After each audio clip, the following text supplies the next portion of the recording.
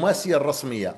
وزير الخارجية المغربي أكد أيضا في لقائه على أنه يرحب حتى يعني العلاقة بين المنى والجزائر لا تحتاج حتى إلى وساطة، وعلى أننا نحن كدبلوماسية وكمملكة مغربية مستعدون للتفاوض مع الجزائر حتى بدون وسيط، ولا نحتاج وسيطا. ولكن هذا رأينا نحن، ولكن ماذا عن الطرف الآخر؟ لذلك نتمنى أن تتغلب لغة العقل. بخصوص هذا المقتضى، الآن المفاوضات التي ستجريها الولايات المتحدة الأمريكية تجريها أيضا تنفيذا لقرار مجلس الأمن.